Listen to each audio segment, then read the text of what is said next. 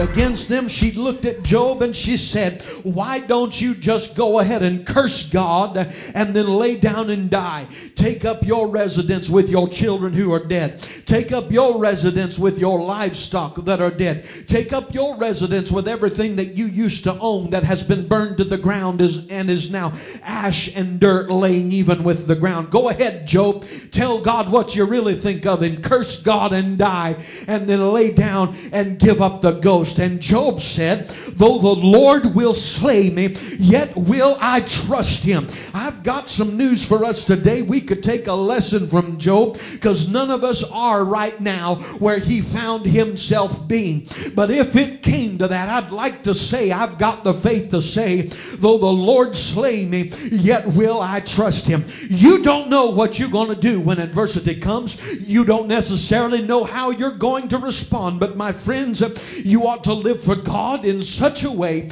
and seek God in such a way that you could have the confidence and assurance that if everything else in your life disappeared, God would still be there as that friend that sticks closer than a brother. He will never leave you. He will never forsake you. And if God is always on your side, who could you be to turn your back on God and die? Though the Lord would slay me, yet will I trust him.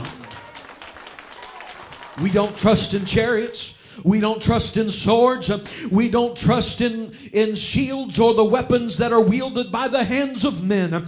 We trust only in the name of the Lord. The name of the Lord is a strong tower. The righteous run into that tower and they are safe.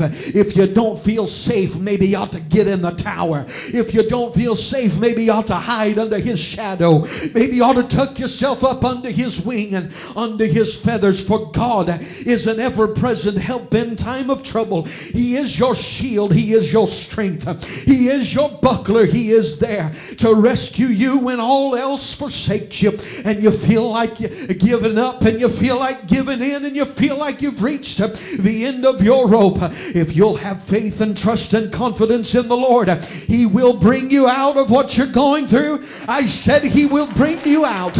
If I have to say it till I hear a thunderous shout of praise, I will, because we serve a God that is not limp-wristed. He is not weak-kneed, and he is not jelly-backed.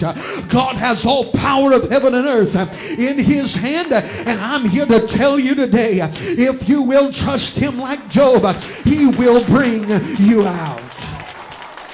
Let me tell you, God knows what's in your tomorrow, though you can't see beyond your today. And when you're stuck in the experience of yesterday and the dead end of today, God has hope for tomorrow. For though the devil means to put you in a grave, God said, I'll do for you just what I did for my son on the third day. I'll kick the end out of that tomb and watch you come out in resurrection power. I'm here to tell you today, pain and weeping may endure for a night, but the word of God says joy will come in the morning.